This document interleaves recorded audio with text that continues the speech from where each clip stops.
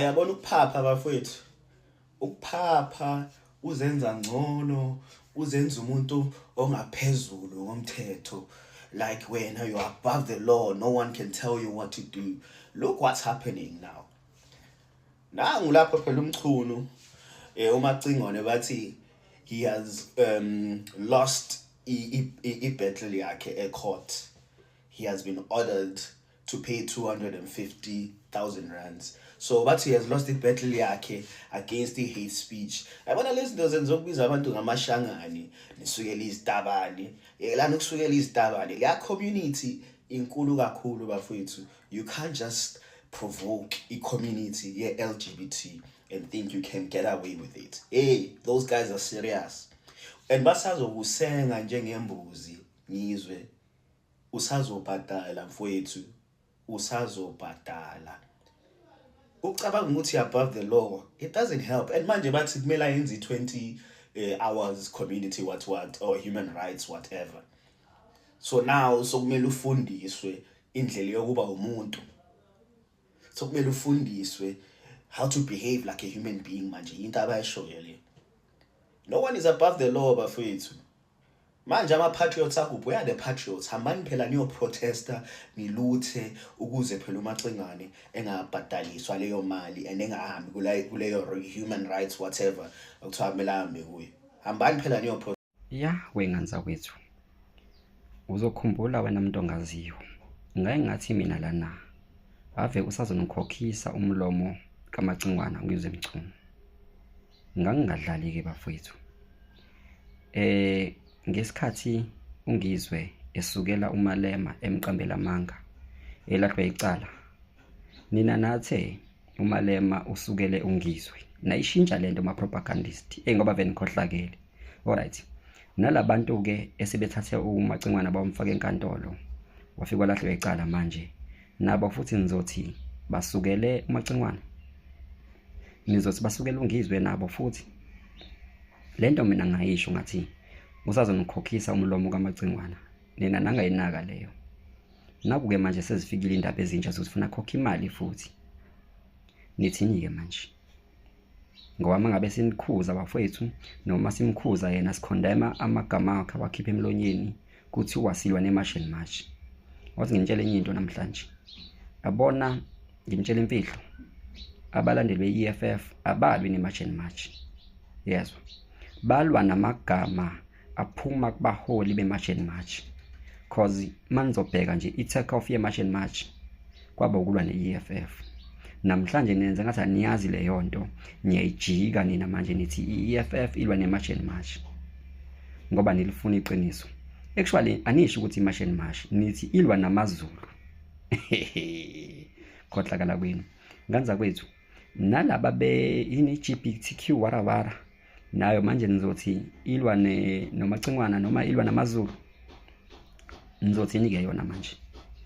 Baba yini nganza kwethu. Kodwa lehleze siyikhuza. Asiyikhuzi ngoba naku mhlambe sizonda uMacingwane or sizonda i-march and march. Angazi ngoba phela ngumZulu nami ukuthi nisho kanjani ukuthi sizonda amaZulu. Angazi nizoyisho kanjani ke leyini. Baba yini kodwa khuzekani bafowethu. Indaba kangizwe mchunu. So ungizwe mchunu ngisho guys nabazi ukuthi bekahlala pepereza LGBTQI+A+. Bekahlala la ama-gay, ama-lesbian ziyakhala ke manje. So the court said that lama statements lawo bekawayenza about the LGBTQI++ community was defamatory. So he's been found guilty. Now he has to pay the 250,000 rands and apologize to the community. Yazi sometimes guys it's not about anything whatever maphobia lawa khona lawo. Just be a human. Ezinye izinto if awuvumelani nazo just shut up and move on. Abazenzayo bayekela. We living in a country where if you talk too much uzofa ama court, uzofa ukubhadala ama legal fees. If uthungizwe mchunu kulokho if it's not Malema. Now there's another court order LGBT as can. Wengane zakwethu njani bafethu, ngiyathemba naphila bafethu nami ngiyaphila. Wengane zakwethu kuyekushiwo kuthiwa icala livula ingubo lingene bafethu. Kushubile bafethu laphana kubaba uNgizwe wakamchunu bafethu. Ubaba uNgizwe Mchunu bafethu utholwe inkantolo Equality Court bafethu enecala bafethu. Icala lakhe liqondiswe kubantu labaphila ngalolu hlobo le-LGTB bani kahle bafethu. Ningixolele ngalibezanga kodwa ile community abantu abaphila ngokuba gay, ama-lesbian, ama-bisexual njalo bafethu. Ubaba uNgizwe Mchunu bafethu ngunyaka odlule if ngingaphazami bafethu kwavela bafethu ekukhuza ngokwakhe. Wayethi ukhuza ibhadi bafethu noma wayekhuza bafethu lapho into eyayenzakala cause kunomshado wawutrenda kakhulu bafethu, lapho khona izithandani khona ezobulili ofanayo decide ukubopha ifindo likaSofa Silahlane bafethu, igqoke ilokhu imvunulo yamaZulu bafethu. Kahle uMacingwane ngokusho kwakhe kuleya video wakubalisa noma wakhuluma ukuthi kahle lento ngokwe-culture yamaZulu ifana nesichitho njalo ngokuthi kubonakala abantu besebenzisa imvunulo kaZulu ukuthi ngokwakhe uMacingwane wagcina bekuthi benze izinto engekho right njalo engafuni ukubeka ngendlela ayebeka ngayo nabo bafethu.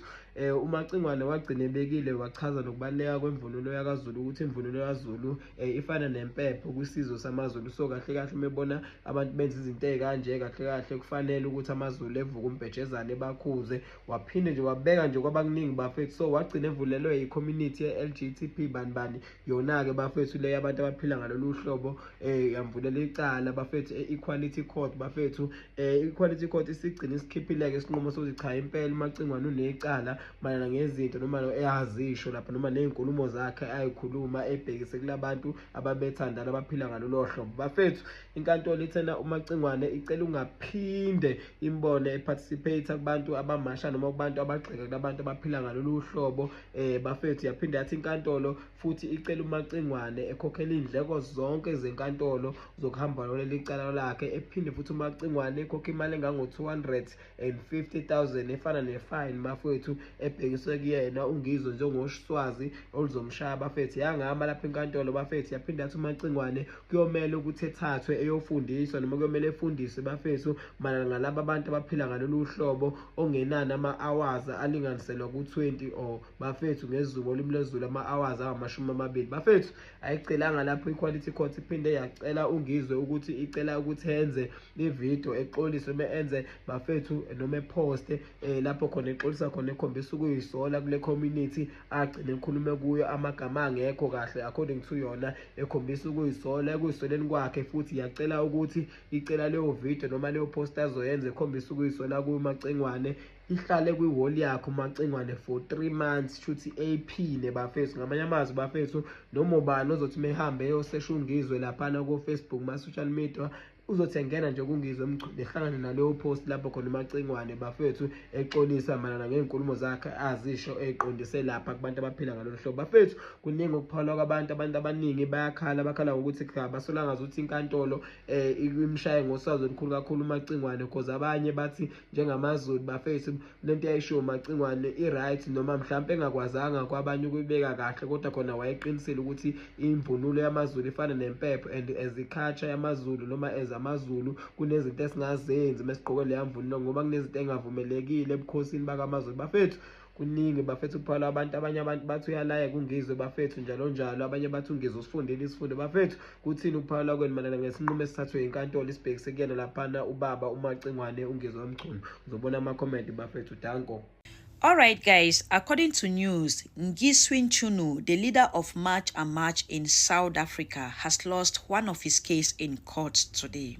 For those of you who knows Mchunu, you agree with me that Mchunu is someone that has a lot of cases in court. You understand? I think the last case he had in court was with Julius Malema, you know, whom he didn't appear with a lawyer, claiming that he doesn't have a job. That's why he couldn't afford a lawyer. So the case was adjourned for, I don't really know. I didn't follow it, you understand? So today he appeared in court again about a case of a particular tribe in South Africa called Zulu. You understand? So, according to news, for those of you who don't know, I tried to Google it and understand the case very well because I've not been following it, you get.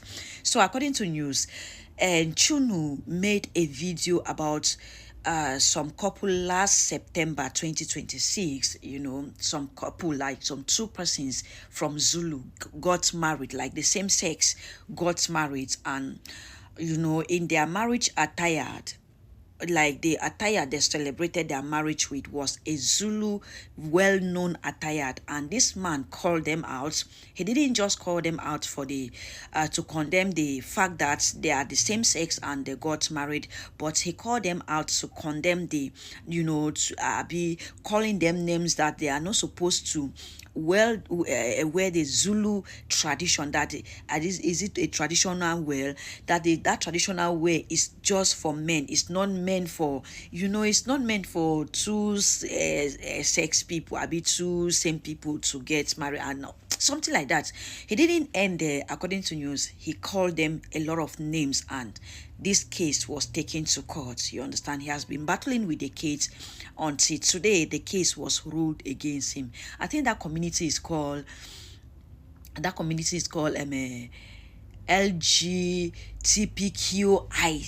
LGBTQI, something like that in Zulu land. You understand? Okay.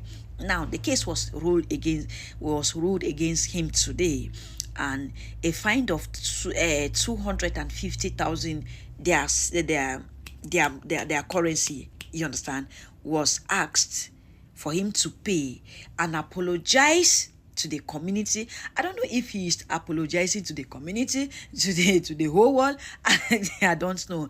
And he will have 20 hours to undergo a human training, which means Juno is not behaving like a human being. He is not behaving like an animal. He has 20 hours to undergo a human training. Sorry, I'm laughing. No, sorry. He has 20 hours to undergo a human training, and after that, he will have a fine of 250,000 their currency to pay, and apologize to the LGBTQI community. Yeah, I think I got it right. I think I got it right. Okay, that particular tribe is found in Zulu, you get. So he has to apologize to them and undergo training. I don't know if. Now my question is, the last time we saw Chunu in court with Julius Malema, this man made it clear that he doesn't have a job. That's why he couldn't afford a lawyer, because he didn't came with a lawyer. The case couldn't go anywhere, something like that. You understand? I'm still to do my research on that particular case to know where I can pick it from. I can pick it up from, you get. So he said he doesn't have a job. That's why he couldn't afford a lawyer. Now you guys are demanding him for 250,000 your currency to pay as a fine and apologize. Anyway, I think his match and match people are there. I think they will contribute and let the rest for him, like the apologies. Is it the apology and 20 hours human training, which means these people are indirectly telling us that Chunu is not behaving like a human being. He's not behaving like an animal. That's why he has to undergo human training. Is it human right to human training, something like that? Yeah. He issue. That's what they do for there. The 30th has not reached you. The 30th has not reached. Is it Jacinta Ngubese Zuma account has been bound already. Now you guys are putting Chunu under a human right training. How to behave like a human. See, Chunu, like seriously, like this not, he has a lot of case. When I did my research, I will try to be picking up and know the days he will be appearing in court and all the like, to try to follow up. It is not easy, but I'll try my best, you get. Like, he has a lot of cases. Hey, the man. Now, you couldn't afford a lawyer because you don't have a job. How are you going to do with the 250,000? I come in peace. I say, make I catch this tune. I say, now the one this way I see for media. Oh. Hey Mzansi, welcome to Mgosi Mzansi. If today is your first time visiting this channel, please do the right thing and click the subscribe button. Ngizwe Mchunu uluzi case siyakhumbula ukuthi uNgizwe Mchunu bamvulela icala ngema remarks lawa wenda ngema members LGBTQ+I community ukuthi akhulume ukuthi titabana tibulawe and stuff tinje tinto abakakhuluma. Siyakhumbula lenzaba ngalesikhanishisi bebetheka nalesikhanaya laphana kwaMayimaye bafika balapha kwaMayimaye bamxosha. So utholwa guilty inkantolo imthola neliqala nge-hate speech and bathi akaxolise kuma members LGBTQ+I community aphinze lapho abhadala imali enganga 250,000 rand and my members LGBTQ community, they are so excited. Bathi sasho ukuthi you're gonna pay. Do comment your thoughts down in the comment section. Don't forget to hit the notification bell. I'll see you on the next one. I'm signing out, so goodbye.